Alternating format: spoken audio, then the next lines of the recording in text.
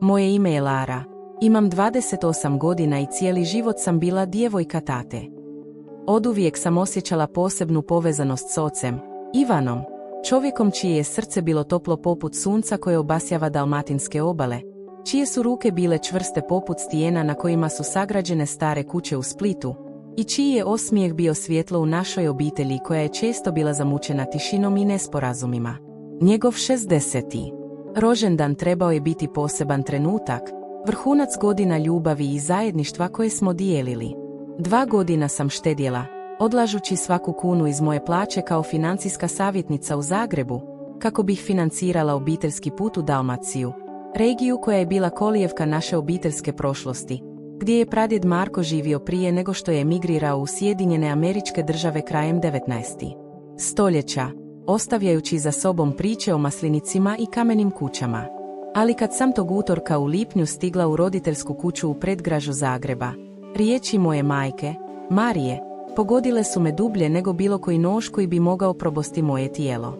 Stajala je u kuhinji, okružena mirisom domaćeg kruha koji je pekla, s osmijehom koji nije dosezao njezine oči, i rekla: "Nisi dobrodošla na rođendansku proslavu tvog oca." Njezina hladnoća bila je poput udarca vjetra s Velebita, oštra i nepredvidiva, a ja sam ostala bez riječi, osjećajući kako mi se srce steže dok sam curila u nju. Što ona nije znala, a što sam tek kasnije shvatila, bila je da će njezina okrutnost pokrenuti lančanu reakciju koja će promijeniti sve, ne samo moj život, već i živote svih u našoj obitelji. Ako gledate ovo, stisnite like, pretplatite se i recite mi odakle me gledate, vjerujte mi. Ono što slijedi natjerat će vas da preispitate sve što ste mislili o lojalnosti unutar obitelji. Odrasla sam u Denveru, u kući s crvenim krovom i vrtom punim ruža koje je mama voljela njegovati, ali uvijek sam se osjećala poput stranca među svojima. Iako me karijera financijskog savjetnika odvela u Chicago, moja veza s ocem ostala je najjači porodični vez koji sam imala. Ivan bio je otac koji nikad nije propustio utakmicu mog malog nogometa, koji me naučio mijenjati gumu na autu prije nego što sam uopće dobila dozvolu, i koji mi je ostavljao poruke ohrabrenja u ruksaku tijekom cijele srednje škole, pisane njegovim krupnim, urednim rukopisom.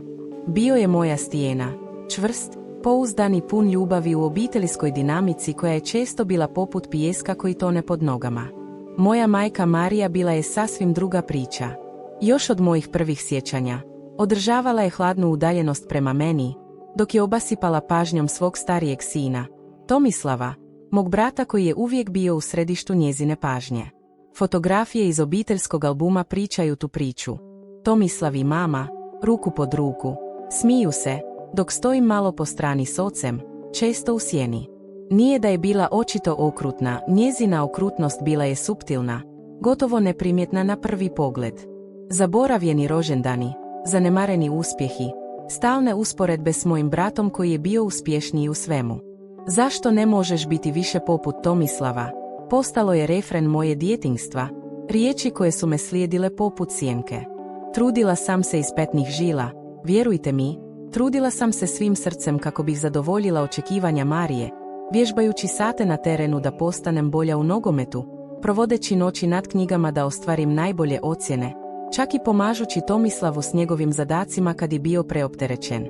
Ali čak ni moj najveći uspjeh, diplomiranje na Northesternu s diplomom iz financija i dobivanje posla u Meridian Financial Groupu, nije bio dovoljan da probudi njezinu ponosnu reakciju.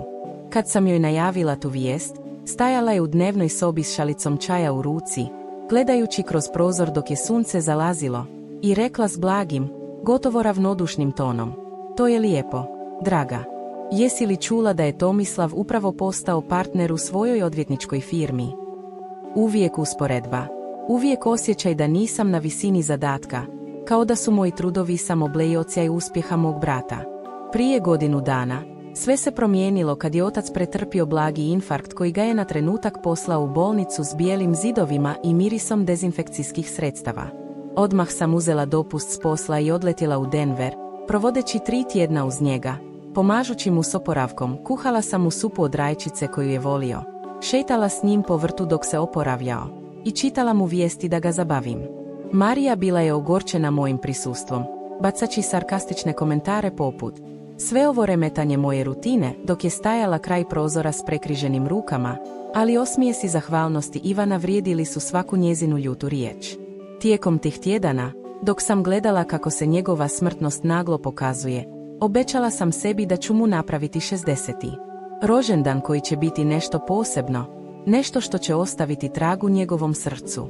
Kao viši financijski savjetnik, imala sam prednost dobre plaće koja mi je omogućila agresivno štediti.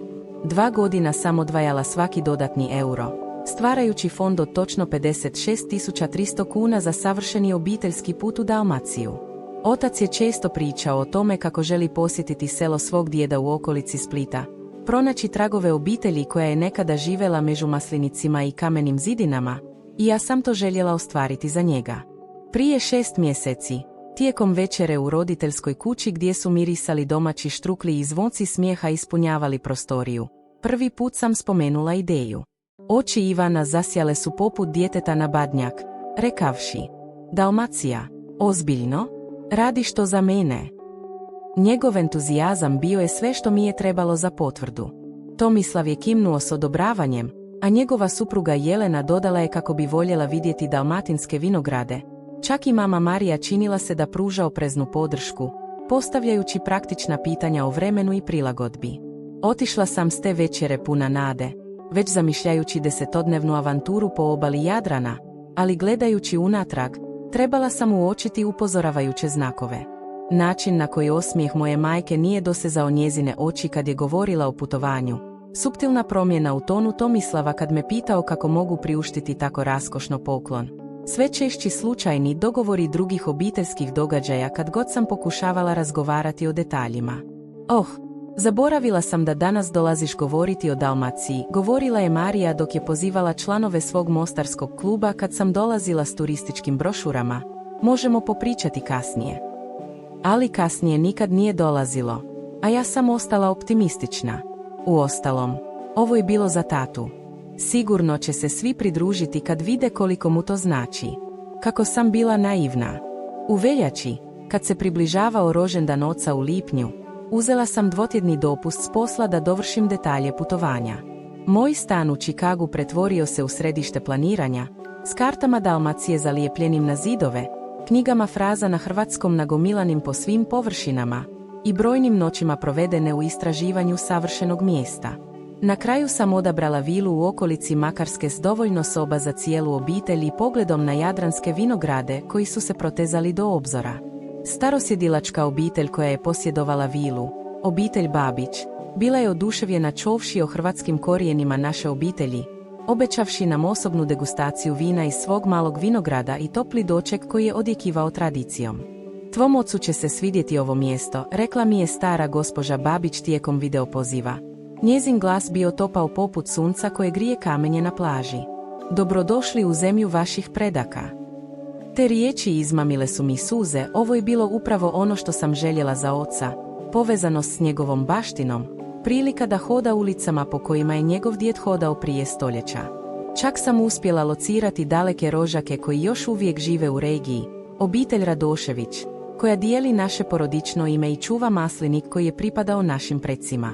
Poslali su mi fotografije starih obiteljskih registara koji spominju ime mog pradjeda prije njegova odlaska u Ameriku, i zamislila sam očevo lice kad ih upozna, kad bude držao te dokumente u rukama, kad okusi ulje od maslina proizvedeno od drveća koje su posadili njegovi preci.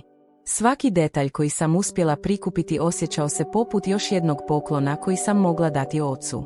Istraživala sam tečajeve kuhanja gdje bismo mogli naučiti praviti tradicionalne dalmatinske recepte poput pašticade. Organizirala sam privatni obilazak starog dijela Splita i čak rezervirala jednodnevni izlet do Dubrovnika da vidimo grad koji je otac uvijek obožavao na fotografijama. Svaki potvrđeni e-mail činio se poput još jednog dijela savršenog slagalice koji se uklapa na svoje mjesto. Dok je moj entuzijazam rastao, entuzijazam moje obitelji činio se da raste, ili tako sam mislila. Marija počela je predlagati alternativne proslave tijekom naših tjednih telefonskih razgovora. Tvoj otac možda prefere nešto jednostavnije, rekla je jedne noći dok je kiša udarala po prozoru. Znaš kako ga previše uzbuđenje može preplaviti. Ovo je govorila žena koja je decenijama organizirala raskošne vrtne zabave svakog svibnja, pa mi je zvučalo ironično.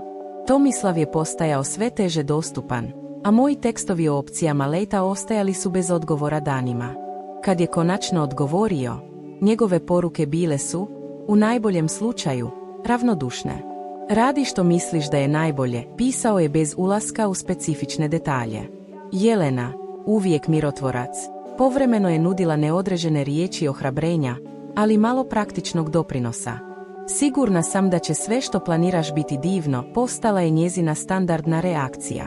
Samo je otac zadržao iskren entuzijazam, postavljajući pitanja o našem putovanju i vježbajući fraze na hrvatskom s očaravajućom nespretnosti. Dobar dan, dođi ostati, pozdravljao me, njegov američki naglasak rušeći samoglasnike, ali oči su mu svijetlile od iščekivanja. 3 mjeseca prije putovanja, Marija me pozvala na nedjeljnu večeru. Stigla sam s darovima, vodičem za oca i domaćom kavom za sve, ali atmosfera je bila čudna čim sam ušla. Tomislav i Jelena već su bili tu, zbijeni u razgovor s mamom koji se naglo prekinuo kad sam ušla u sobu. Razgovarali smo o ljetnim planovima, rekla je mama, izbjegavajući moj pogled. Tijekom večere, svaki put kad sam spomenula Dalmaciju, razgovor bi se misteriozno promijenio. Otac bi započeo postavljati pitanja, a mama bi ga prekinula nudeći mu još krumpira, ili bi Tomislav naglo sjetio neku anegdotu s posla koja nije mogla čekati. Činilo se koordiniranim, ovo preusmjeravanje razgovora, ali uvjeravala sam se da sam paranoična. Nakon dizerta, izasthala sam na hodnik da uzmem poziv šefa. Kad sam završila, čula sam mamu i Tomislava u kuhinji, glasovi su bili dovoljno jaki da ih čujem. Potpuno je preuzela njegov rođendan, govorila je mama kao da je jedina koja zna što Ivan želi. Znam, odgovorio je Tomislav. Uvijek je bilo tako. Lara i tata u svom malom svijetu. Moramo nešto poduzeti prije nego što ona sve potvrdi. Tvoj otac zaslužuje pravu proslavu, neiscrpljujuće putovanje u njegovim godinama. Njihove riječi me paralizirale. Prezir u njihovim tonovima, ogorčenje. Je li to tako vidjeli moj poklon? Kao egoistični pokušaj da monopoliziram oca? Vratila sam se kući te noći s čvorom u želucu, pitajući se sve jesam li gurala ovo putovanje za oca ili za sebe? Jesam li ignorirala ono što on zaista želi? Kad me sljedećeg jutra otac nazvao da posebno pita o tečaju kuhanja koji sam spomenula, njegov iskren entuzijazam me smirio. Nije bilo riječi o njima protiv mene. Radilo se o tome da dam ocu san koji je čuvao decenijama. S obnovljenom odlučnošću nastavila sam planirati, ali podzemna struja otpora od strane mame i Tomislava postajala je sve jača. Svaka obiteljska interakcija postajala je sve napetija, a pasivno-agresivni komentari evoluirali su u direktnu opoziciju. Tvoj otac možda samo kaže da je za kako ne bi povrijedio tvoja osjećanja, sugerirao je Tomislav tijekom neobičnog telefonskog razgovora. Znaš koliko mrzi razočaravati ljude. Ta insinuacija da nekako ne mogu razlikovati kad mi otac iskreno govori bila je bolna, sugerirajući da ga prisiljavam na putovanje koje u tajnosti odbija. Još bolnije bilo je kako su podcijenili oca u tom procesu, tretirajući ga poput djeteta koje ne može donositi vlastite odluke. Moj otac od 60 godina, koji još uvijek radi puno radno vrijeme kao inženjer na sveučilištu, iznenada je trebao zaštitu od tereta obiteljskog odmora. Napetost je rasla poput pritiska u zatvorenom spremniku bez izlaza, a nešto je moralo popustiti. Početkom ožujka, dok su još uvijek preostali detalji za avionske karte, Marija poslala mi je tekstualnu poruku tražeći da dođem u njihovu kuću razgovarati o rođendanskim planovima. Konačno sam pomislila na napredak. Možda su prihvatili da putovanje ide naprijed i žele doprinijeti idejama. Stigla sam u predgrađu roditeljske kuće u četvrtak navečer i odmah primijetila Tomislavova Audi na prilazu. Obično bih mu poslala poruku kad dolazi iz svog dijela grada. Još jedan mali znak da nešto nije u redu. Poznata kuća u stilu ranča izgledala je kao i uvijek, ali nešto se činilo drugačije dok sam hodala stazom od kamena prema ulaznim vratima. Unutra sam zatekla mamu, Tomislava i Jelenu kako sjede u dnevnoj sobi. Improvizirani obiteljski sastanak već je bio u tijeku.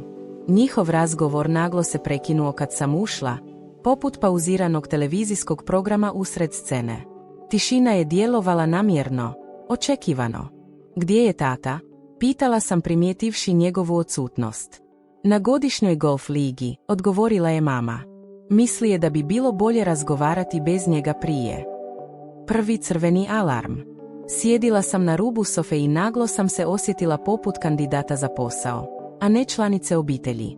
Mama je sjedila neprirodno uspravno u svom naslonjaču, ruke prekrižene na krilu kao da priprema rečenice koje je vježbala. Razmišljali smo o tvojim planovima za rođendan tvog oca, počela je, naglašavajući tvojim na način koji me odmah uplašio. Iako je ideja putovanja zanimljiva, mislimo da bi nešto lokalno bilo prikladnije. Prikladnije. Ponovila sam, riječi su mi zvučale čudno na jeziku. Da, umiješao se Tomislav, uključivši advokatski način. Temeljito smo to razmotrili i lokalna proslava ima više smisla za sve. Za sve osim tatu, uzvratila sam. On je oduševljen Dalmacijom. Jelena se nelagodno pomaknula na sofu, proučavajući svoje nokte s iznenadnim interesom. Tvoj otac je samo ljubazan, rekla je mama s prezirom. U njegovim godinama, transatlantsko putovanje bilo bi iscrpljujuće. Umjesto toga, planiramo proslavu u vrtu ovdje. Obitelj, prijatelji, kolege, ljudi koji mu zaista znače. Nije mi promakla insinuacija da ja nekako ne spadam u tu kategoriju. Već sam platila polog za smještaj, objasnila sam pokušavajući zadržati čvrst glas.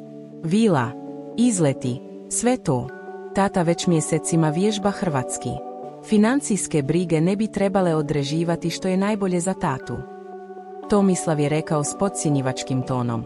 Ako te brine gubitak pologa, sigurno možemo pronaći rješenje. Sugestija da su moje brige bile samo financijske, a ne povezane s očevim željama, izazvala je val ljutnje u meni. 2 godine pažljivog štednje i planiranja uništena jednom rečenicom. Nije riječ o novcu, insistirala sam. Riječ je o tome što tata želi. Je li itko od vas uopće pitao? Znam što je najbolje za tvog oca, rekla je mama odlučno. Ima 60, ne 16. Ne treba mu stres međunarodnih putovanja. Ima 60, ne 90, uzvratila sam. Zdrav je, aktivan i rekao mi je da bi ovo putovanje bio san ostvaren. Sjedeći sat razgovarali smo u krugovima. Ili bolje rečeno, oni su formirali ujedinjeni front dok sam ja očajnički pokušavala shvatiti što se događa. Svaki argument koji sam iznijela bio je pobijen s neodređenim brigama o očevim preferencijama, zdravlju, nepraktičnosti putovanja. Niti jednom nitko nije prepoznao njegov izraženi entuzijazam za putovanje. Sklopimo nagodbu, predložila sam konačno dok me iscrpljenost obuzimala. Što kažete na oboje? Proslava ovdje prije nego što krenemo, a zatim putovanje samo za najbližu obitelj. Pogled koji su razmijenili mama i Tomislav govorio je sve. Nisu imali namjeru popustiti. Razmislit ćemo, popustila je mama, iako joj je ton sugerirao suprotno. Trebali bismo uključiti tvog oca u sljedeći razgovor. Otišla sam dezorijentirana, kao da sam ušla u kazališnu predstavu na pola puta i ne poznajem tekst. Na prilazu, Tomislav me sustigao. Lara, rekao je, koristeći moje djetinjstvo ime po prvi put nakon godina. Pokušaj vidjeti stvari iz mamine perspektive. Želi biti domaćica na tatinom rođendanu. Dalmacija je važna tati, odgovorila sam. Zašto njezina važnost nadmašuje njegovu? Tomislav je uzdahnuo, prošavši rukom kroz savršeno ošišanu kosu. Samo razmisli o ideji proslave. Za obiteljsku harmoniju. Kimnula sam bez obveze i otišla kući, pokušavajući razumjeti što se upravo dogodilo. Jesam li propustila godine u kojima je tata izražavao tajni gnjev prema putovanjima? Je li postojao zdravstveni problem o kojem mi nitko nije rekao? Ništa nije imalo smisla. Te noći sam nazvala oca izravno. Nešto što rijetko činim. Naši razgovori obično su bili kad bih nazvala kućni telefon i on bi se javio, ili tijekom mojih posjeta. Pojedinačni pozivi nisu bili naša norma, što je ovom dodalo težinu. Je li sve u redu, draga? Pitao je odmah, zabrinuto, zbog neobičnog poziva. Samo sam htjela znati kako stoje planovi za Dalmaciju, rekla sam oprezno. Još si oduševljen putovanjem? Njegov glas se odmah razvedrio. Šališ se? Mjesecima dosađujem kolegama pričama o Dalmaciji. Profesor Horvat s inženjerstva prijeti da će promijeniti ured ako mu pokažem još jednu fotografiju maslina. Njegov iskren entuzijazam potvrdio je ono što sam već znala.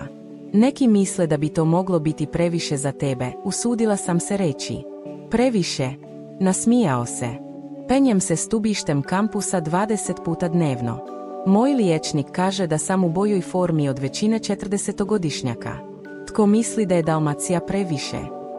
Oklijevala sam, ne želeći stvarati obiteljsku dramu. Samo su brige koje sam čula. Pa, nekad ko brine kaže da ovaj starac može podnijeti malo pašticade i vina u dalmatinskoj ravnici, rekao je. Još malo smo razgovarali prije nego što sam prekinula, a njegov entuzijazam ojačao je moju odlučnost. Putovanje će se ostvariti unatoč misterioznom otporu obitelji. Sljedećeg jutra dobila sam poruku od mame. Svi smo to temeljito razmotrili. Plan za lokalnu proslavu ide dalje. Možemo razgovarati o tvojoj ideji putovanja kasnije. Tvoja ideja putovanja. Kao da se Dalmacija svela na moju ličnu fantaziju umjesto očeva sna. Pokušala sam je nazvati nekoliko puta tijekom sljedećih dana, ali pozivi su išli ravno na govornu poštu. Poruke su dobivale kratke, neangažirane odgovore, mamino omiljeni trik šutnje kad stvari ne idu po njezinom. Slijedila je tjedan dana tišine tijekom kojih sam se kretala između ljutnje i nesigurnosti. Jesam li bila tvrdoglava, previdjevši nešto ključno? Ponovno sam kontaktirala oca, ali njegovi odgovori postali su iznenada nejasni i rasejani. Nešto se promijenilo. S rokom za konačno plaćanje vile koji se približavao, trebala sam jasnoću. Umjesto toga dobila sam početak kraja. Nakon tjedan dana neodgovorenih poziva i nejasnih poruka, odlučila sam otići u roditeljsku kuću nenajavljeno. Bila je subota kasnog ožujka, jedan od onih ranih proljetnih dana koji obećavaju toplinu ljeta prije nego što se ponovno urone u zimsku hladnoću. Ponijela sam dalmatinske kolače iz lokalne pekare, ponudu mira i suptilan podsjetnik na svrhu putovanja. Dok sam skretala u ulicu roditelja, odmah sam primijetila neobičnost. Automobili su bili parkirani s obje strane ulice, obično mirne. Želudac mi se stisnuo kad sam prepoznala Volvo tetke Suzane, kombi ujaka Patrika i najmanje tucet vozila koja pripadaju obiteljskim prijateljima. Parkirala sam udaljenost ulice i polako hodala prema kući, držeći kutiju kolača čvrsto u rukama koje su se sve više znojile. Kroz velike prozore vidjela sam kretanje, ljude koji su se kretali po dnevnoj sobi, okupili se u razgovore. Nitko mi nije spomenuo obiteljski susret. Na trenutak sam pomislila o odlasku. Što god se događalo, jasno je da me nisu pozvali. Ali pomisao na bijeg učvrstila me. Ovo je bila i moja obitelj. Zasluživala sam odgovore. Zakucala sam na ulazna vrata umjesto da koristim ključ, osjećajući se naglo poput gosta, a ne kćeri. Moja rođaka Ana otvorila je vrata, s osmijehom koji joj je nestao kad me ugledala. Lara, nisam znala da dolaziš. Čini se da ne, rekla sam, zadržavajući neutralan ton dok sam prošla pokraj nje u hodnik. Dnevna soba i blagovaonica pretvorili su se u središte proslave. Veliki transparent s natpisom rođendanska proslava Ivana, 15. lipnja protezao se preko zida. Tetka Suzana stajala je na ljestvama vješajući ukras, dok je ujak raspravljao o opcijama ugostiteljstva s nepoznatom ženom. Debi, mamin prijateljica, pisala je omotnice na blagovaonskom stolu. Pozivnice, shvatila sam s osjećajem očaja. Mama je izasala iz kuhinje s pladnjem smrznutih kava na pola puta kad me ugledala. Izraz koji je prešao njezinim licem nije bio krivnja niti iznenađenje. Bila je iritacija. Lara, rekla je suho. Nismo te očekivali. Očito, odgovorila sam, pokušavajući zadržati čvrst glas unatoč boli koja mi je stezala prsa. Što je ovo? Ovo proslavno povjerenstvo, rekla je kao da je očito. Za rođendan tvog oca. Pogledala sam povjerenstvo, koje je očito uključivalo sve članove obitelji osim mene. Čak je i moj daleki rođak Marko iz Dubrovnika nekako uspio doći. Planirate proslavu bez mene? Pitala sam. Neki članovi obitelji gledali su me nelagodno prije nego što su se intenzivno zainteresirali za svoje kave ili telefone. Mama je spustila pladanj i pokazala prema kuhinji. Razgovarajmo nasamo. Slijedila sam je, svjesna šapata koji su se digli iza nas. Kuhinja je bila kaos uzoraka kolača i ugostiteljskih jelovnika, dokaz dugog planiranja koje je očito bilo u tijeku. Zašto me niste uključili u ovo? Pitala sam tiho unatoč ljutnji koja mi je rasla u grudima. Mama se zanimala za preureživanje uzoraka kolača na pladnju. Nismo mislili da će te zanimati s obzirom na tvoje alternative planove. Moje alternative planove. Misliš na putovanje za koje tata mjesecima sanja. Putovanje za koje štedim više od 2 godine da se ostvari. Tvoj otac je prihvatio da lokalna proslava ima više smisla, rekla je s prezirom. U njegovim godinama, putovanje u inozemstvo je nepraktično. Je li ti to rekao on ili si mu to ti rekla? Izazvala sam je. Suvila je oči. Uvijek misliš da znaš što je najbolje za sve, zar ne, Lara?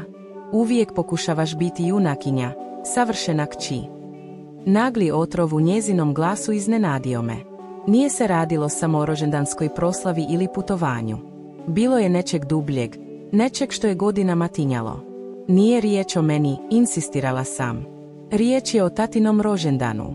Što bi ga usrećilo? Što bi ga usrećilo jest imati sve svoje voljene zajedno, a ne biti vučen svijetom na skupo putovanje koje nitko nije tražio.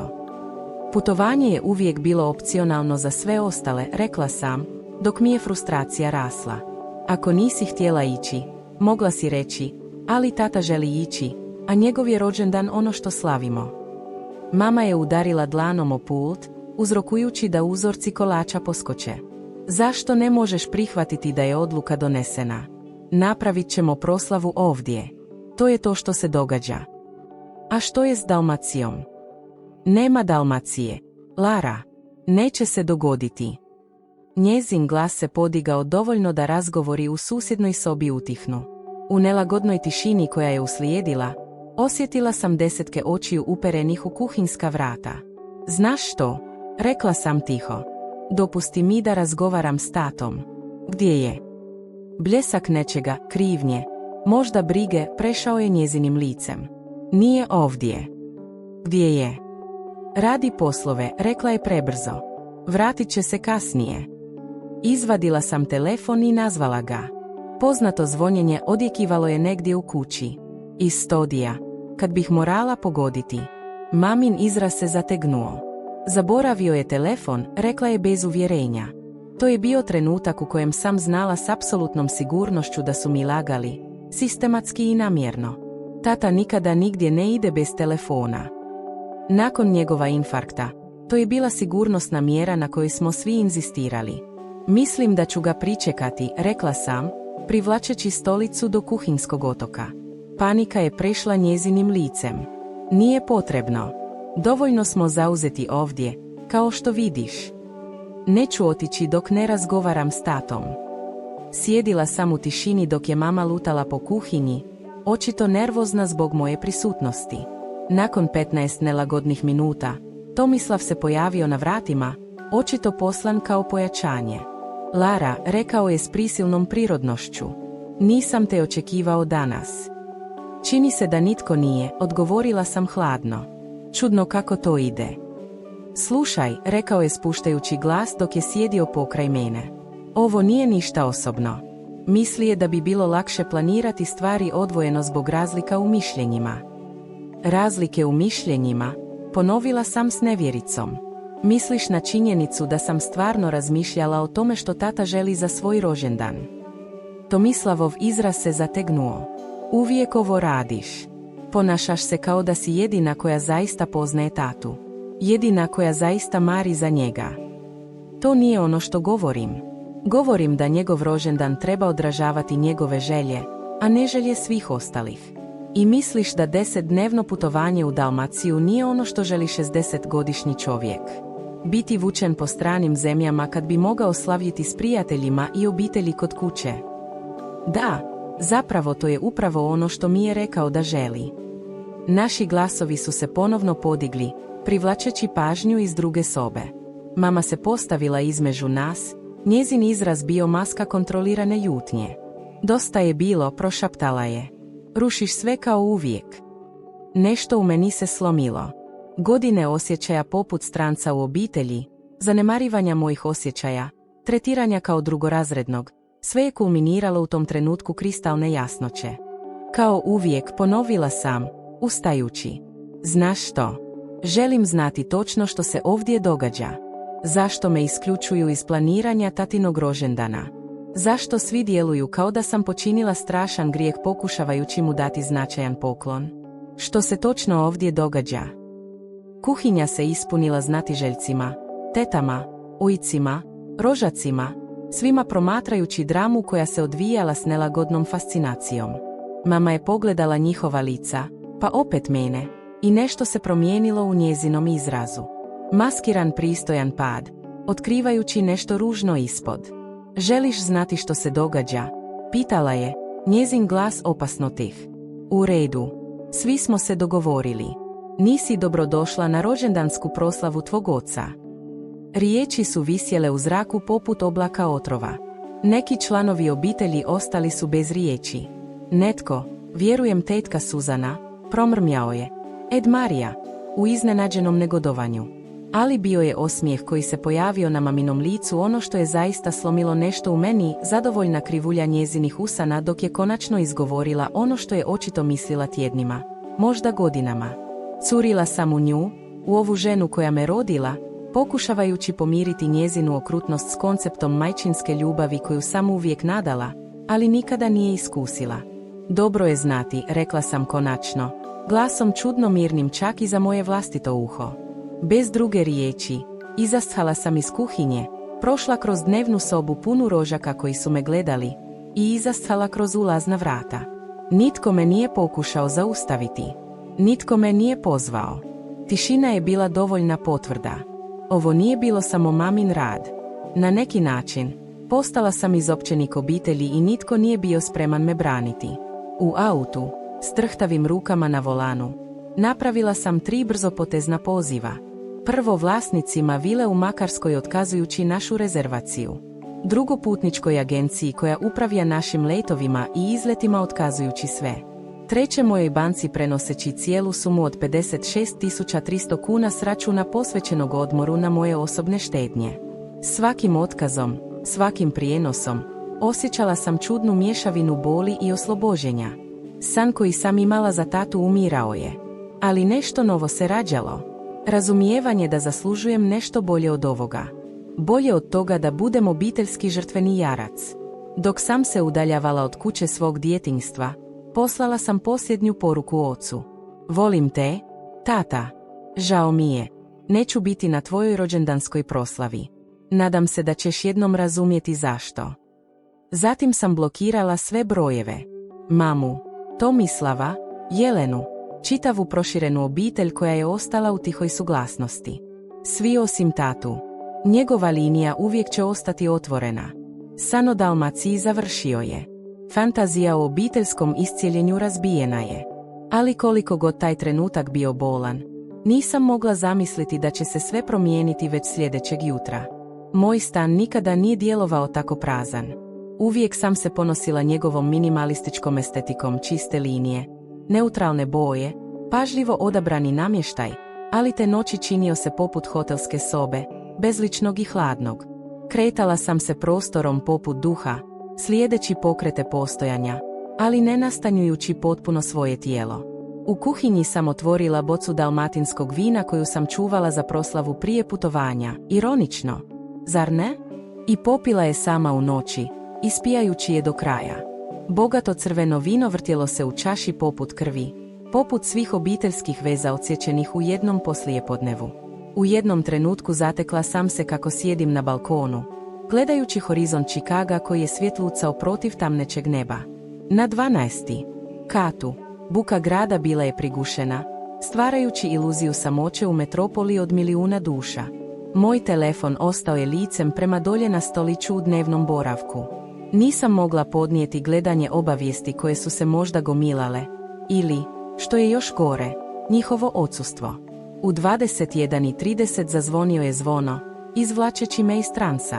Kroz špijunku vidjela sam Jennifer, moju najbolju prijateljicu iz kolekja, kako drži papirnetu vrećicu koja je zveckala s neizostavnim zvunkom boca. Donijela sam pojačanje, rekla je kad sam otvorila vrata, izvlačeći vino, čokoladu i sladoled. Tvoj tekst zvučao je apokaliptično. Što se dogodilo? Sjedeća 2 sata ispričala sam sve. Mjesece planiranja, rastući otpor, zasjedu planiranja proslave i, konačno, razarajuću izjavu moje majke. Jennifer je slušala bez prekida, njezin izraz prelazio je od brige do ogorčenja. To je stvarno loše, rekla je konačno dok smo punili čaše.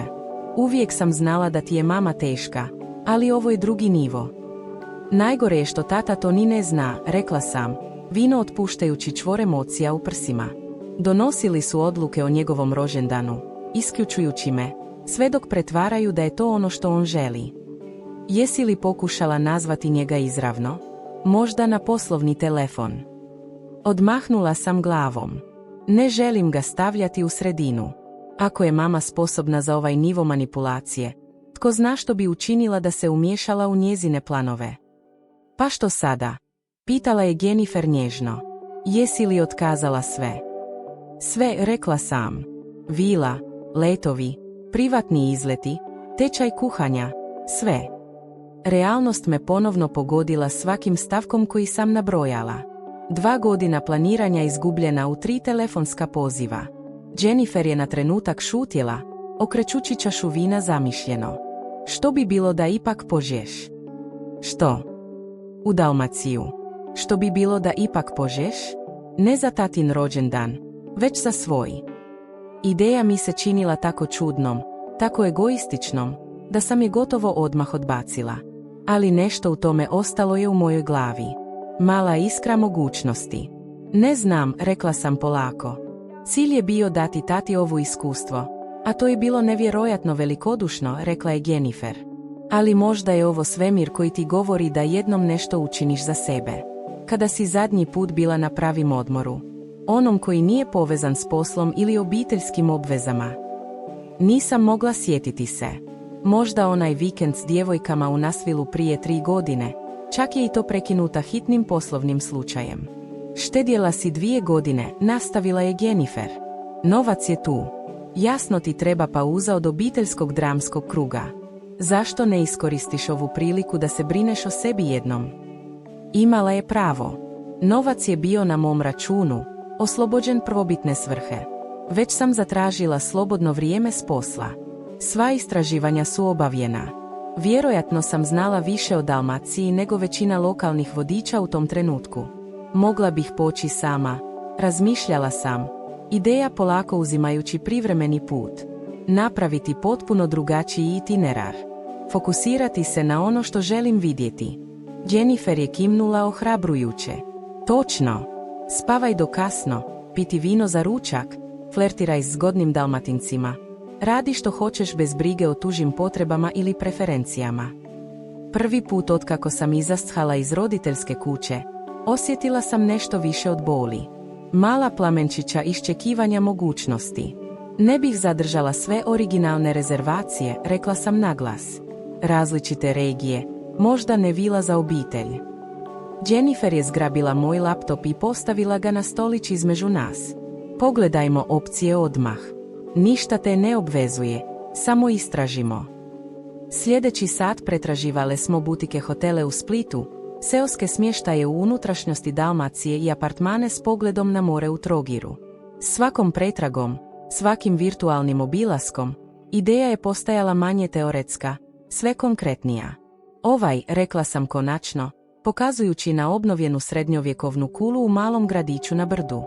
Potpuno je drugačiji od svega što sam planirala za obiteljsko putovanje. Samo jedna spavača soba, privatna terasa s pogledom na dolinu. Jennifer se nasmijala. Rezerviraj ga odmah prije nego što previše razmišljaš. Moj prst je lebdeo iznad gumba rezerviraj sada, s čudnom mješavinom krivnje i oslobođenja koja mi je pulsirala u grudima. Je li pogrešno poći u Dalmaciju kad tata ne može? Izdavala li sam ga na neki način? On bi želio da požeš, rekla je Jennifer nježno, čitajući moju oklijevanje. Sve što si mi pričala o ocu kroz godine, on bi sigurno želio da napraviš ovo putovanje. Imala je pravo. Tata je uvijek podržavao moju neovisnost, moje avanture. On me je pomogao preseliti u Chicago kad je mama mislila da je previše daleko od kuće. Podržao je moje samotno putovanje s ruksakom na pacifičkom sjeverozapadu nakon kolekja kad je mama inzistirala da je preopasno za mladu ženu samu. S iznenadnom jasnoćom pritisnula sam gumb. E-mail s potvrdom stigao je. Prvi konkretni korak prema preuzimanju ovog putovanja kao svog. Još 1 sat provela sam rezervišući direktne letove za Split. Bez presjedanja. Istražujući najam automobila, dovoljno mali za uske dalmatinske ceste, dovoljno velik za moj prtljag, i crtajući preliminarni itinerar koji je potpuno drugačiji od obiteljskog plana. U ponoć, operacija Samostalna Dalmacija bila je zvanično u tijeku. Jennifer je otišla oko 1 sat nakon što mi je iznudila obećanje da ću je držati u toku svih događaja. Prvi put tog dana osjetila sam nešto slično miru dok sam se pripremala za krevet. Bila je još uvijek tu. Odbacivanje još je bilo bolno, ali uz to je bila nova odlučnost. Ova obiteljska kriza neće me definirati. Prepisat ću ovu priču na svoje uvjete. Postavila sam telefon u način nemoj uznemiravati prije spavanja, dopuštajući si milost neprekinutog sna. Sutra će biti dovoljno vremena za suočavanje s posljedicama današnjeg sukoba. Jutro je stiglo sirovom jasnoćom, sunčeva svjetlost probijala se kroz rolete koje sam zaboravila zatvoriti. Automatski sam posegnula za telefonom, ali zastala, pripremajući se za ono što me čeka. 18 propuštenih poziva, 37 tekstualnih poruka, 3 govorne pošte. Većina poziva bila je od Tomislava, nekoliko od mame i nekoliko od brojeva koje nisam prepoznala, vjerojatno zabrinutih rođaka. Tekstovi su varirali od maminog nazovi me odmah do dugih odlomaka tetki i rođaka s kojima rijetko govorim. Prelistala sam ih sve jer nisam bila spremna upustiti se u to. Ali jedna govorna poruka od Tomislava privukla je moju pozornost. Poslana je u 3:17 ujutro. Što je radio zoveći u to doba? S nelagodom sam pritisnula reprodukciju i prislonila telefon na uho. Lara, ja sam, Tomislavov glas zvučao je čudno, jako emotivno na način koji nisam čula otkako smo bili djeca. Moram razgovarati s tobom. Bože, zajebali smo je. Svi smo pogrešili. Mama je lagala svima, uključujući tatu. On nikada nije znao za putovanje u Dalmaciju koje si planirala. Duga stanka, zvuk drhtavog daha. Nazovi me natrag, molim te. Tata zaslužuje znati istinu. Ostala sam ukočena, telefon stisnut među prstima koji su naglo postali hladni, dok sam probavljala sve implikacije njegove poruke. Tata nije znao. Sve ovo vrijeme nije imao pojma o tome što sam planirala. Umjesto toga, povjerovao je da sam ga odbila na njegov najvažniji rođendan. Izdaja je bila dublja nego što sam mogla zamisliti. Nije bilo samo manipulacija i isključenje, nego namjerno obmanjivanje koje je oštetilo moj odnos s ocem. Jedini čisti i nekomplicirani obiteljski odnos koji sam mislila da imam. S trhtavim rukama otključala sam Tomislavov broj i vratila mu poziv. Javio se na prvi zvuk. Lara, hvala Bogu.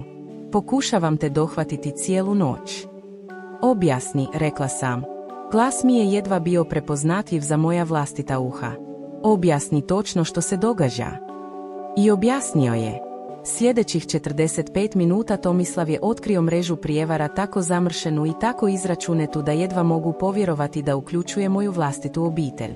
Mama je presretala moje rane planirajuće e-mailove ocu, brisala tekstualne poruke koje sam mu poslala o putovanju i sistematski izobličavala moje namjere pred svima. Tacu je rekla da sam previše zauzeta poslom da prisustvujem bilo kakvoj rođendanskoj proslavi.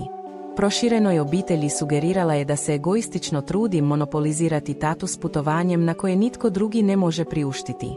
Tomislavu i Jeleni naslikala me kao nekoga tko zanemaruje njihove doprinose i kontrolira sve rođendanske planove. Zašto? Pitala sam, pokušavajući razumjeti razinu zlobe uključene. Zašto bi ovo učinila? Tomislavov uzdah nosio je težinu bolnog uviđaja. Mislim da je uvijek bila ljubomorna na tvoju vezu s tatom. Vi dvojica ste uvijek imali tu povezanost koju ona nikada nije mogla dosegnuti. Kad si počela planirati ovo nevjerojatno iskustvo za njega, nešto što ona nikada ne bi mogla zamisliti, odlučila je to uništiti umjesto da dopusti da se ostvari. Komadići su padali na jezivo mjesto. Trebala sam više pitati, priznao je Tomislav glasom punim kajanja.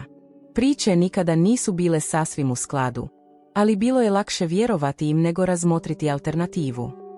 Žao mi je, Lara, kao brat sam te iznevjerio. Oproštaj, nedočekivan i iskren, slomio je nešto u mojoj pažljivo održavanoj otpornosti. Suze koje sam zadržavala cijelu noć naglo su potekle. Kako si otkrio istinu? Uspjela sam pitati. Tata je prošle noći pronašao jedan od tvojih originalnih dalmatinskih brošura skriven u maminom ladicom stola. Pitao ju je o tome i ona. Tomislav je zastao. Nije mogla održati priču dosljednom. Što je više pitao, više se protivila. Zatim je nazvao banku i otkrio veliki povlačenje koje nije mogla objasniti. Izgleda da je uzela novac s zajedničkog računa za planiranje proslave. Gdje je tata sada? Bila je jedina stvar koja mi je stvarno bila važna. Kod ujaka Patrika. Nije mogao ostati kod kuće s njom nakon što je sve izašlo na vidjelo. Potpuno je slomljen. Lara, ne samo zbog putovanja, već i zbog načina na koji mama manipulira svima i stavlja obitelj jedne protiv drugih. Zatvorila sam oči, zamišljajući očevu bol pri otkrivanju ovog nivoa izdaje od strane svoje supruge od gotovo 40 godina. Što radimo sada? Pitala sam, osjećajući se iznenada iscrpljeno iako sam tek ustala. Mislim da moramo razgovarati s njim, ti, ja i tata. Saznati kako nastaviti dalje, a zatim eventualno suočiti mamu da više ne može manipulirati narativom. Bilo je čudno čuti Tomislava kako preuzima kontrolu na taj način. Čudno ga čuti na mojoj strani nakon mjeseci opozicije. Ali bilo je i nečeg katartskog u tome, mogućnosti saveza gdje je prije bila podjela. U redu, slažem se. Podesi to. Ali Tomislav, ovo ne rješava odmah sve između nas. Vjerovao si najgorem o meni mjesecima bez ikakve prilike da se izjasnim. Znam, rekao je tiho. Imam puno toga da nadoknadim tebi i tati. Ali želim početi pokušavati ako mi to dopustiš. Nije bilo oprosta. Još ne. Ali bila je otvorenost, pukotina u zidu koji nas je dijelio duže nego što je bilo tko od nas želio priznati.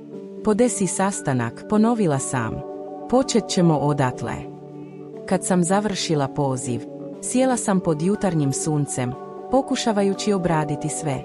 Bila je još uvijek tu, ali uz nju sada nešto novo. Čudna mješavina oslobođenja i obnovljene boli. Obiteljske frakture bile su dublje nego što sam ikada zamislila. Ali prvi put nisam bila jedina koja ih je mogla vidjeti. Moj telefon zazujao je s tekstualnom porukom od Tomislava. Tata te želi vidjeti danas ako je moguće. Potpuno je slomljen zbog svega što si planirala, a što nije znao. Odgovorila sam odmah. Reci mu da dolazim. I Tomislav, nemoj dopustiti da mama to sazna. Neka suočavanja mogu pričekati. Ponovno se povezati s ocem nije moglo. Kućica uz jezero ujaka Patrika uvijek je bila utočište. Kad smo bili djeca, provodili smo ljetne vikende tamo, ribajući, plivajući i pripovjedajući priče o duhovima okolo gorske vatre. Pronaći tatu tamo, kako sjedi sam na doku, s njegovim odrazom koji se ljuljao u vodi ispod, slomilo mi je srce na način koji nisam predvidjela. Izgledao je starije na neki način, ramena lagano pogrbljena, proljetno sunce naglašavalo sivo koje je prekrilo njegovu nekada tamnu kosu. Nije se okrenuo kad sam prišla, iako je škripanje drvenih dasaka sigurno najavilo moj dolazak. Tata. Moj glas izašao je tiho, poput djetetovog. Kad se okrenuo, oči su mu bile tvrvene ali sufe. Ustao je, drhtav, i otvorio ruke. Ušla sam u njegov zagrljaj, osjećajući njegovu poznatu čvrstinu unatoč svemu. Stajali smo tu u tišini, dok je blagi pljusak jezerske vode o obalu bio jedini zvuk našeg ponovnog susreta.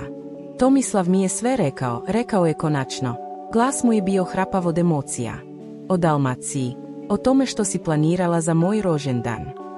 Željela sam da bude savršeno, prošaptala sam mu uz rame. Tvoje prednje selo, obiteljski registri, vila s pogledom na vinograde. Stegao je zagrljaj. Bilo bi najrazmatraniji poklon koji je ikada netko pokušao dati. Preselili smo se na drvenu klupu na kraju doka, sjedeći jedno pokraj drugog kao što smo to činili bezbroj puta prije. Nekoliko minuta samo smo gledali vodu dok se ugodna tišina koja je uvijek postojala između nas polako vraćala. Moram razumjeti što se dogodilo, rekla sam konačno. Zašto bi mama ovo učinila? Tata je duboko uzdahnuo, prošavši rukom preko lica. Tvoja majka uvijek je bila složena, nesigurna na načine koje nisu uvijek bile vidljive drugima. Ali ovaj nivo prijevare stavio je cijelu obitelj protiv mene. Mislim da je to počelo polako, rekao je polako, birajući riječi pažljivo. Malo ogorčenja zbog tvoje bliske veze sa mnom, malo ljubomore zbog tvog financijskog uspjeha. Zatim, kad si počela planirati nešto što ona nikada ne bi mogla zamisliti, sve se pretvorilo u lavinu. Već sam gotova s njom, nastavio je tata. Tvoja majka treba biti potrebna. Treba biti središte obiteljskog svemira. Tvoja neovisnost uvijek je prijetila tome na neki način. Objašnjenje je imalo smisla, ali nije opravdalo bol, namjernu okrutnost. Tomislav je spomenuo da ti je mama rekla da se nisam htjela pojaviti na tvojoj rođendanskoj proslavi, rekla sam oprezno. Jesi li joj povjerovao? Bol se odrazila na njegovom licu. Pitanje sam postavio. Nisam mislio da je to u tvom stilu, ali kad su tjedni prolazili bez ikakvih vijesti od tebe o mom rođendanu, kad si činila da izbjegavaš temu svaki put kad smo razgovarali, implikacija je bila jasna. U odsutnosti istine, sumnja se uvukla. Ona je presretala moje poruke za tebe, rekla sam, razumijevanje još svježe i bolno. Brisala e-mailove, skrivala brošure. Nisam znao, rekao je jednostavno. Ne dok nisam pronašao ovo. Iz džepa jakne izvukao je presavijenu brošuru, jednu od mnogih dalmatinskih brošura koje sam donosila na obiteljske sastanke. Ova je detaljno opisivala tečaj kuhanja u Dalmaciji koji sam rezervirala, s učesnicima koji se smiju dok miješaju tijesto za pašticadu. Pala je iz knjige na noćnom ormariću tvoje majke dok sam tražio naočale za čitanje. Kad sam je pitao o tome, njezina priča se stalno mijenjala. Prvo je rekla da je razmišljala o Dalmaciji ali odustala. Zatim da si to planirala bez konzultacija s bilo kim. Zatim da si zahtijevala da svatko plati vlastito putovanje za raskošno iskustvo koje nitko nije mogao priuštiti. Ništa od toga nije istina, rekla sam tiho. Sada to znam. Pažljivo je presavio brošuru i vratio je u džep. Što više sam je pitao, sve je bilo jasnije da nešto nije u redu. Nazvao sam banku zbog neobičnih povlačenja i menadžer je spomenuo velike transakcije jučer, otkazivanje svega. Kimnula sam, sjećajući se tužne satisfakcije vraćanja novca koji sam tako pažljivo štedjela. Tomislav se pojavio tijekom rasprave koja je uslijedila, nastavio je tata. Tvoja majka je pokušala zadržati svoju verziju događaja, ali tada sam već znao dovoljno da sve osporim. Tomislav je konačno popustio i priznao što je znao, kako je mama sistematski stavljala sve protiv tebe, kako je organizirala ovaj elaboratni odbor za planiranje proslave posebno da te isključi, i dio o tome da nisi dobrodošla na moju proslavu. Riječi su još uvijek gorčine u mojim ustima, rekla sam. Tataov izraz se smračio. Još uvijek ne mogu vjerovati da ti je tvoja majka to rekla tebi, bilo kome, ali posebno svojoj kćeri. Validacija moje boli, prepoznavanje okrutnosti koju sam iskusila, olabavilo je nešto stegnuto u mom prsima. Mjesecima sam sumnjala u vlastita shvaćanja, pitajući se jesam li pretjerivala. Čuti tatu kako potvrđuje da je sve bilo pogrešno bilo je neočekivano isciljujuće. Ostavio sam je kod kuće prošle noći, rekao je nakon trenutka. Rekao sam joj da mi treba prostora za razmišljanje. Patrik uvijek drži ključ ispod kvjetnice za mene. Ribolov i sve to. Došao sam ovdje da razjasnim misli i razmislim što slijedi. Što slijedi? Pitala sam. Iskreno, ne znam, draga. Prvi put sam čula punu težinu njegove boli. 40 godina braka i osjećam se kao da je nikada nisam zaista poznavao. Nivo manipulacije, namjerna okrutnost prema tebi, potresao je sve što sam mislio da razumijemo našem zajedničkom životu. Između nas je lebdjela implikacija da bi ovo otkriće moglo biti kraj braka mojih roditelja. Koliko god bila povrijeđena, pomisao na to nije mi donijela nikakvo zadovoljstvo, samo duboku tugu zbog tatine boli. Žao mi je, rekla sam, ne znajući točno zašto se ispričavam. Situacija, otkrića, težak put pred nama. Tata mi je stegnuo ruku. Ništa od ovoga nije tvoja krivnja, Lara. Nikada to nemoj pomisliti. Vrata automobila zalupila su se u daljini i ubrzo se Tomislav pojavio na vrhu staze koja vodi do doka. Prilazio je oprezno, gledajući nas nesigurno. Je li ovo privatni razgovor ili se može pridružiti? Tata je pljesnuo prostor pokraj sebe. Stigli smo do dijela gdje odlučujemo što učiniti s tvojom majkom. Tomislav je sjeo, dovršavajući naše nevjerojatno troje. Razmišljao sam o tome. Mislim da je moramo suočiti zajedno. Predstaviti ujedinjeni front kako ne bi mogla nastaviti manipulirati narativom. Slažem se, rekla sam. Ali kakav je cilj suočavanja? Pomirenje, posljedice, razumijevanje. Sve to, rekao je tata odlučno. Moram razumjeti koliko je duboko ovo. Koliko dugo je stavljala svoju djecu jedne protiv drugih. Oba zaslužuju odgovornost za način na koji te tretirala. I da, kasnije ili ranije mora postojati put prema nekoj vrsti iscjeljenja, iako još ne znam kako će to izgledati. Trebalo bi razgovarati i s Jelenom, dodao je Tomislav. Sumnjam da je nešto bilo pogrešno tjednima, ali nisam mogao točno identificirati što. Mama joj je davala različitu verziju događaja nego meni. Dijeli i vladaj, promrmjala sam. Klasična taktika manipulacije. Sljedeći sat usporedili smo bilješke i popunili praznine u razumijevanju svakoga o posljednjih mjesecima. Slika koja je nastala bila je uznemirujuća.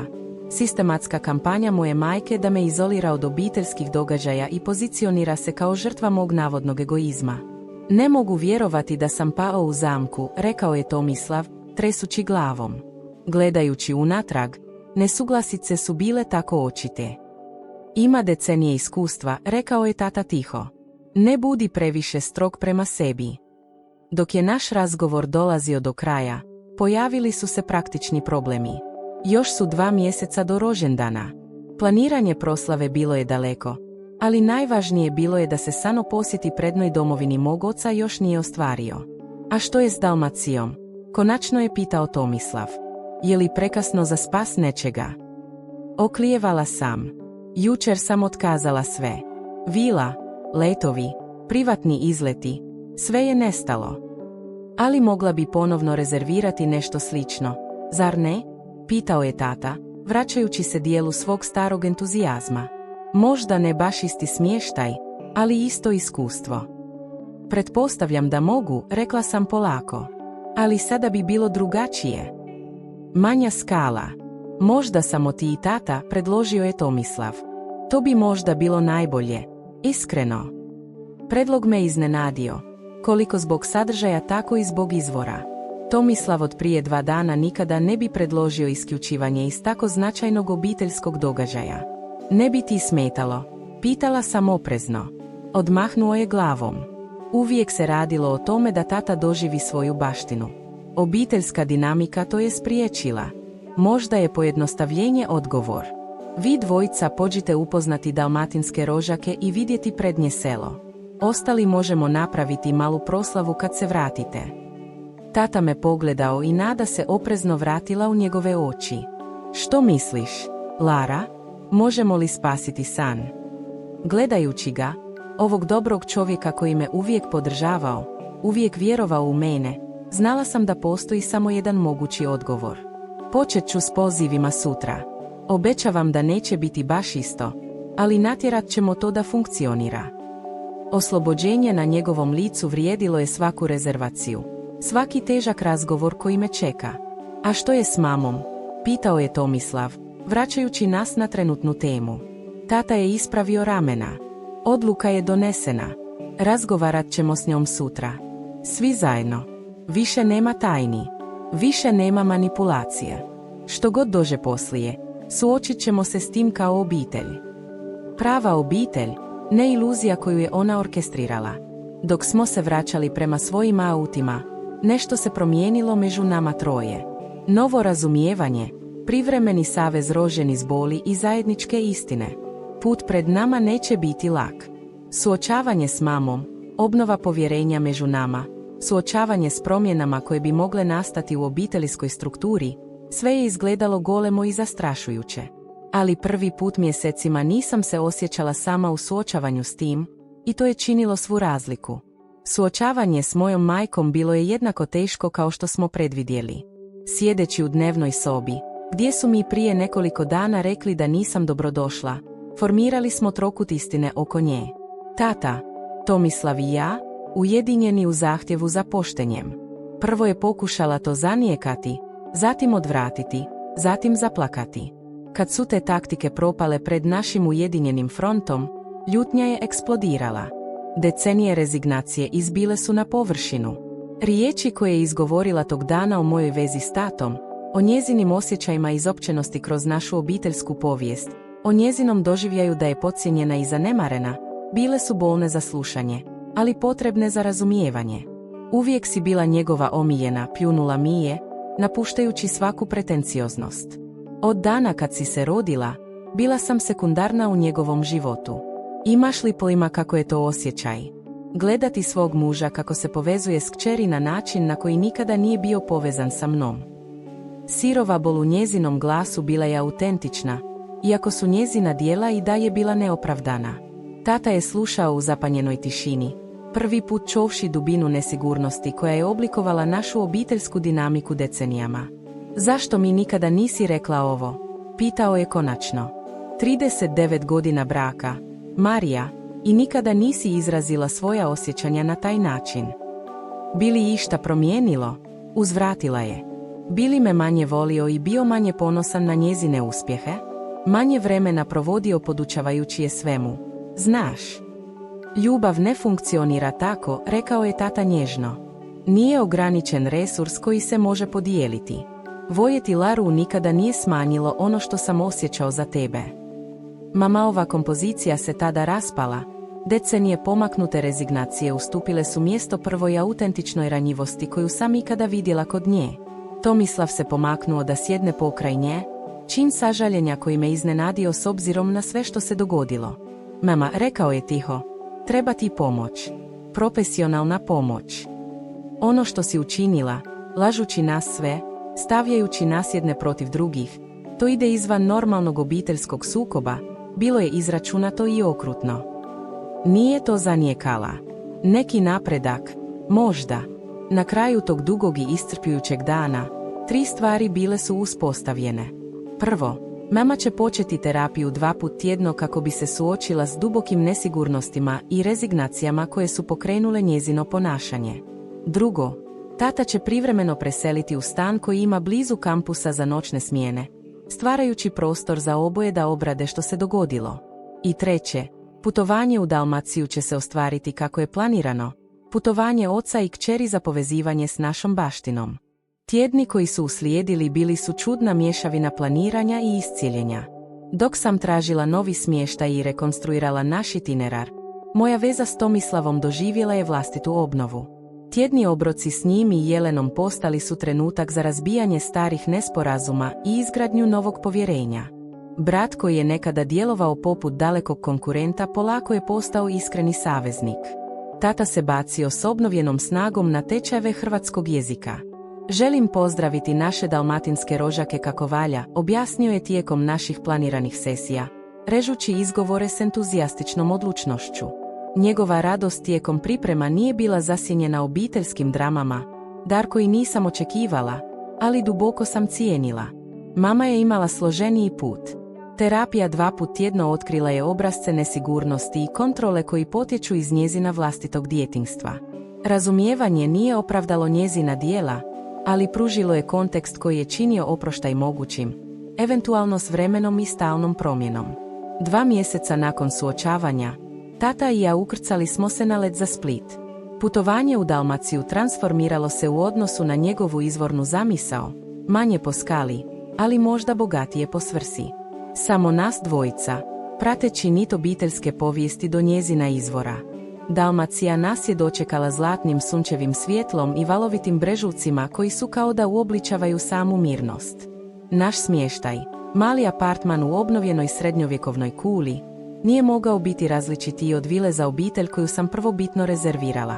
Ali nešto u njegovoj intimnoj skali, starim kamenjem zagrijanim stoljećima sunca, činilo se savršenim za naše putovanje. Trećeg dana uputili smo se u malo selo Castelnovi, gdje je rođen djed mog oca prije nego što je emigrirao u Ameriku 1912. Uške ulice i istrošeni građevni objekti nisu se puno promijenili u prošlom stoljeću, stvarajući čudnu osjećaj hodanja kroz vlastitu povijest. Lokalni ured za evidenciju bio je jednokatna soba u općinskoj zgradi koju je nadzirala starija žena koja je zapljeskala od radosti kad smo joj objasnili našu povezanost s selom. Petrović, uzviknula je, prepoznajući ime. Jedna od naših obitelji iz Kastela. Zahvaljujući njezinom lošem engleskom i našem jadnom hrvatskom, dopunjenim aplikacijom za prijevod, saznali smo da nekoliko grana obitelji Petrović još uvijek živi u regiji. Nakon jednog telefonskog poziva pozvani smo na nedjeljni ručak u kuću Ivana Radoševića, čija je baka bila Petrović prije braka. Taj nedjeljni dan postao je emocionalno središte našeg putovanja.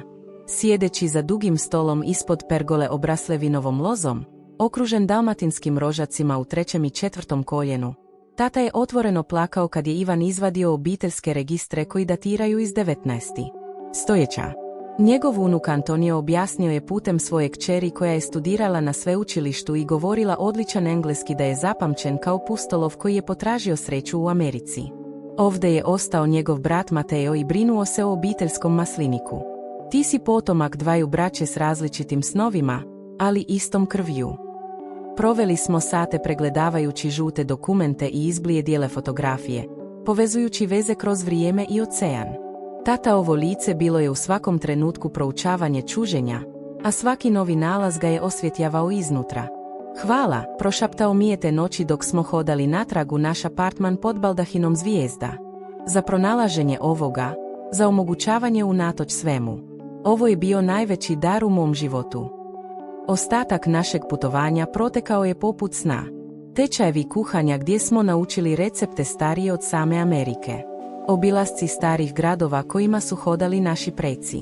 Mirne večeri uživajući u lokalnom vinu na našoj terasi dok smo razgovarali o svemu, od filozofije do obiteljskih sjećanja.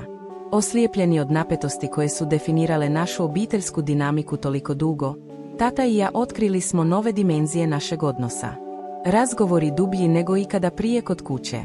Vratili smo se u Ameriku promijenjeni, povezani ne samo s našom prošlošću, već i s novim razumijevanjem onoga što obitelj može značiti kad se gradi na temelju poštenja i uzajamnog poštovanja. Povratak kući bio je istovremeno lakši i teži nego što sam očekivala. Mama nas je dočekala na aerodromu. Njezin uobičajeni uglađeni izgled bio je omekšan 2 mjeseca terapije i razmišljanja. Zagrljaj koji mi je dala bio je stidljiv, ali iskren, možda prvi autentični zagrljaj koji smo podijelili u mom odraslom životu. Voljela bih čuti o tvom putovanju, rekla je dok smo hodali prema parkiralištu. Ako si voljna podijeliti sa mnom, mala maslinova grana ponuđena s neviđenom skromnošću. Prihvatila sam je s opreznim optimizmom. Obiteljska rođendanska večera koja je uslijedila tjedan dana kasnije bila je skromna u usporedbi s elaborirano planiranom proslavom. Samo nas 5, tata, mama, Tomislav, Jelena i ja u tatinom omiljenom mesaru restoranu. Bez transparenta, bez proširene obitelji, bez pretvaranja savršene obiteljske harmonije. Umjesto toga, nešto vrijednije. Pošteni razgovori, pažljivo slušanje i prvi krhki izdenci isciljenja. Sljedeće godine, na tatin 61. rođendan, ponovno smo se okupili, ovaj put u malom talijanskom restoranu u vlasništvu kuhara iz Kastela koji je postao naš prijatelj tijekom boravka. Dok smo dijelili jela pripremljena prema receptima starijim od naše američke obiteljske povijesti, shvatila sam koliko se potpuno promijenila priča. Majka koja mi je jednom rekla da nisam dobrodošla na tatinoj proslavi sada je sjedila nasuprot meni. Dijelila priče o svom terapeutskom putovanju s neočekivanom ranjivošću. Brat koji je nekada bio njezin nevoljni saučesnik sada je podigao čašu u mom smjeru, bez riječi priznajući koliko smo daleko stigli. A tata, promatrajući sve s tihom zadovoljnošću, nekako je izgledao mlaže, oslobođen tereta obiteljskih tajni i neizrečenih rezignacija. Za zdravicu, rekao je, podižući čašu dalmatinskog vina za istinu, za iscijel.